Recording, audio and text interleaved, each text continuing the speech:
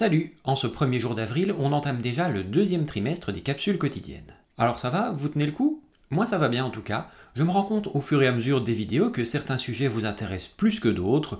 Et oui, je m'attendais à ce que la biochimie ne vous plaise pas du tout, mais en fait visiblement ça vous plaît beaucoup, comme les vidéos de découverte du lundi par exemple. Mais bon, est-ce que c'est une raison tout ça pour ne pas faire ces vidéos? Moi, quand j'ai commencé sur YouTube, j'avais lu « Fais ce qu'il te plaît ». Eh ben c'est ce que je vais faire.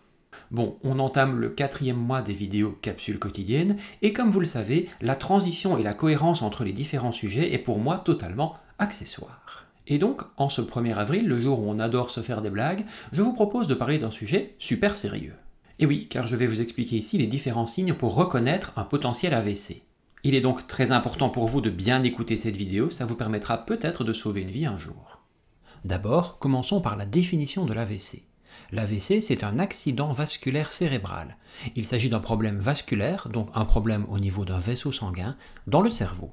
Cet AVC survient lorsque la circulation sanguine vers ou dans le cerveau est interrompue en raison d'un vaisseau sanguin qui est bouché, on parle alors d'un AVC ischémique, ou lorsqu'un vaisseau sanguin est rompu, on parle alors d'un AVC hémorragique. Une artère cérébrale peut être bloquée par un caillot qui se déplace et vient l'obstruer, ou par le dépôt de plaques de cholestérol qui viennent diminuer le calibre de ces artères jusqu'à les boucher. Un AVC hémorragique est dû le plus souvent à la rupture d'un anévrisme sur les vaisseaux ou d'une crise d'hypertension artérielle. Lorsque l'obstruction de l'artère ne dure que quelques secondes, on parle alors d'un AIT pour accident ischémique transitoire. Dans ce cas-là, l'obstruction de l'artère se résout spontanément et les lésions ischémiques ne sont que transitoires. Et les lésions du tissu cérébral ne sont alors pas trop importantes, le patient peut alors en général récupérer l'entièreté de ses facultés. Mais justement, ces pertes de facultés en cas d'AVC, quelles sont-elles? On retrouve souvent une déformation de la bouche. Lorsque les neurones ne reçoivent plus suffisamment d'oxygène, leur fonction est altérée et la fonction motrice du visage est diminuée du côté où le caillot se situe. On peut également retrouver une perte de la motricité d'une partie du corps ou une faiblesse d'un membre. Enfin, des troubles de la parole peuvent exister également ou des troubles importants de la compréhension chez une personne qui, quelques secondes auparavant, ne présentait pas du tout ces symptômes.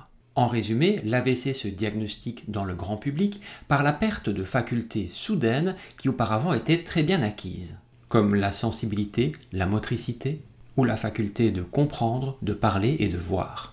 Si une personne de votre entourage se met soudainement à ressentir ces symptômes, ou si vous détectez chez quelqu'un des symptômes équivalents, il est très important de surtout ne pas les banaliser et d'appeler le 112 en Europe pour obtenir une aide médicale urgente. Dans le cas d'un AVC, on dispose de 4h30 pour agir. Donc quand vous avez quelqu'un qui fait un malaise de ce type, n'hésitez pas à écrire sur sa main ou sur son front l'heure exacte à laquelle le malaise s'est produit. Ainsi vous aiderez peut-être le personnel médical à prendre en charge cette personne dans les meilleures conditions. Voilà, j'espère que grâce à cette modeste vidéo, vous pourrez peut-être un jour aider quelqu'un qui est victime d'un AVC.